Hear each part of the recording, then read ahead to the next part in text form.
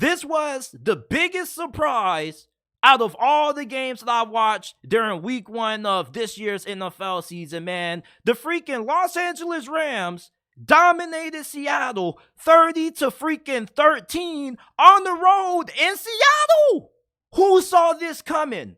We were all talking about how bad the Rams potentially could be this offseason, and should they potentially be looking to tank for Caleb Williams. I mean, you look at Matthew Stafford in this game, you talk about masterclass performances, it doesn't get any better than what we saw out of Mr. Stafford against Seattle.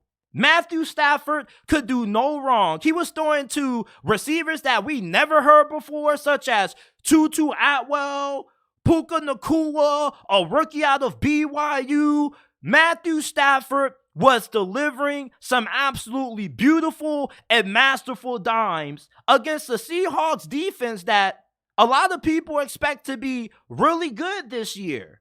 I mean, Tutu Atwell and Puka Nacua, none of us knew who the hell either one of these two guys were, and most of us are now going to have one of these two guys on our fantasy squads moving forward for the remainder of this season. You see, this is why you can't always judge teams based on talent. You see, when you were looking at this game on paper, it favored Seattle, and it says Seattle was going to dominate. But you see, what you can account for on paper is the impact of elite coaching.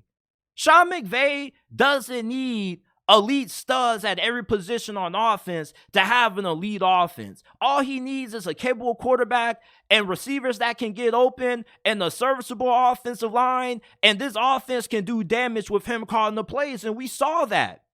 Seattle absolutely could not get the Rams off the field in third down situations. The Rams were 11 of 17 in third down situations, which is absolutely insane considering the fact that a lot of these guys that they had playing in this game were either first or second year players. They don't have a team full of veterans. They got a team full of rookies. They drafted like 14 rookies in this past year's draft, and they had the largest undrafted free agency haul out of all the teams this offseason.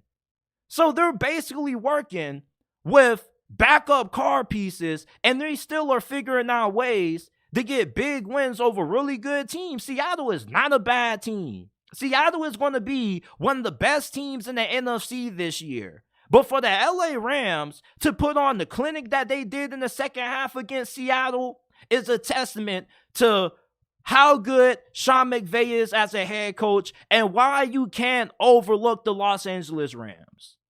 If you were hoping that the Rams would be bad enough for them to be able to get Caleb Williams, you better start rethinking things, because I don't think the Rams are going to have one of the worst records in the NFL.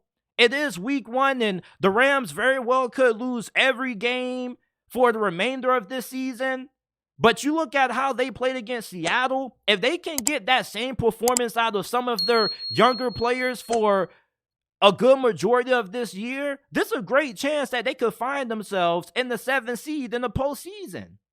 This defense doesn't have a lot of proven players. Outside of Aaron Donald, we don't know who the hell is going to step up and be the second pass rusher outside of him. We don't know how good this secondary is going to be. We don't know how good the freaking linebackers are going to be.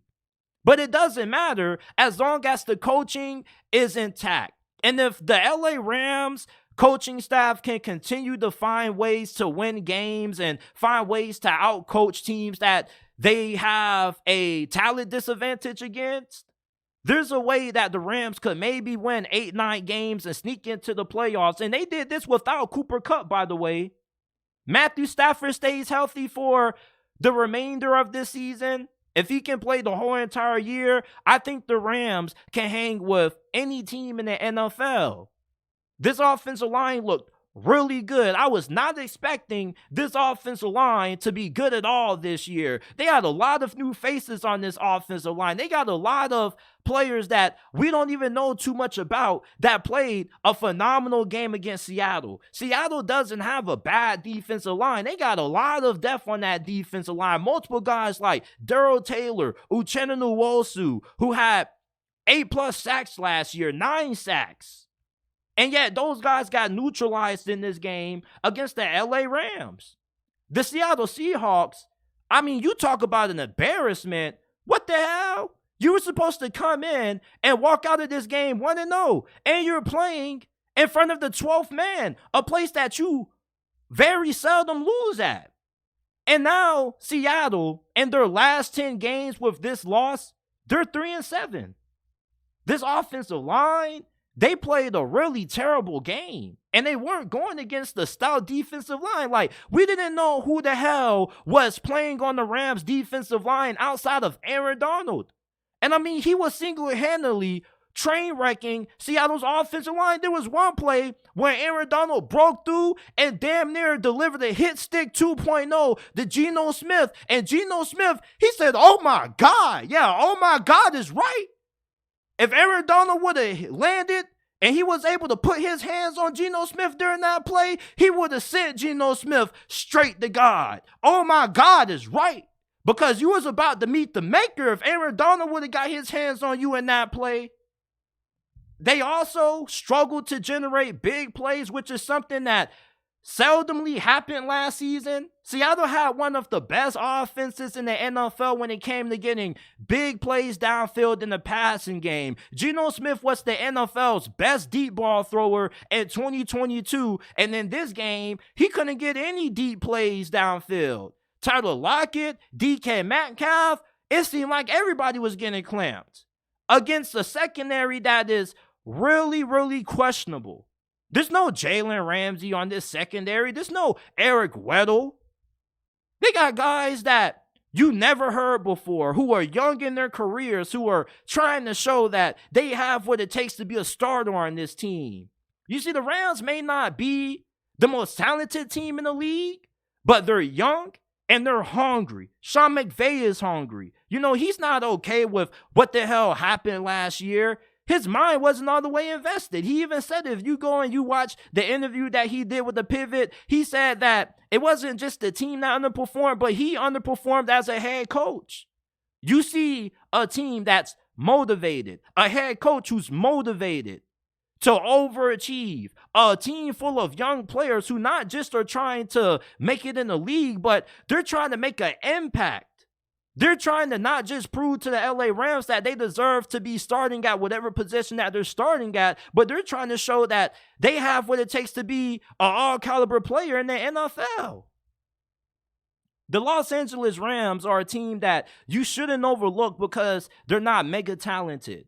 They got Matthew Stafford. They got Aaron Donald. We don't know when the hell Cooper Kupp is going to come back, but it looks like they don't need him, judging by how they manhandle Seattle on the road. This is week 1, and we've seen plenty of bad teams get impressive week 1 victories, but the LA Rams have Sean McVay as their head coach. Sean McVay is too good of a head coach for the Rams to dwindle in mediocrity. At worst, I think that this is a 6-win team. At best, I think that they could get 9 wins and possibly sneak into the playoffs. But Seattle, you talk about getting outworked. Oh my goodness. They had no answers for anything that the LA Rams did on offense and on defense. And you can say we didn't have Devon Witherspoon, we didn't have Jamal Adams. You were going against the LA Rams, dog. The youngest team in the NFL who's throwing out hella rookies out there. You don't get no excuses. You don't. When you're a better team that has a talent advantage, you don't get the excuse of, oh, like we were missing several guys. The biggest selling point on the Seahawks this year is their depth. They got depth on every position on defense and offense. They're deep at corner. They're deep on their front seven. There's no reason, regardless of who the hell was playing and who wasn't, why they should have gotten dominated and outplayed by the Los Angeles Rams 30-13. Like, you had guys missing. The Rams had Cooper Kupp missing. And it didn't matter because they had guys like Tutu Atwell and Puka Nacua who were going off. Impressive victory by the LA Rams, beating the Seahawks 30-13.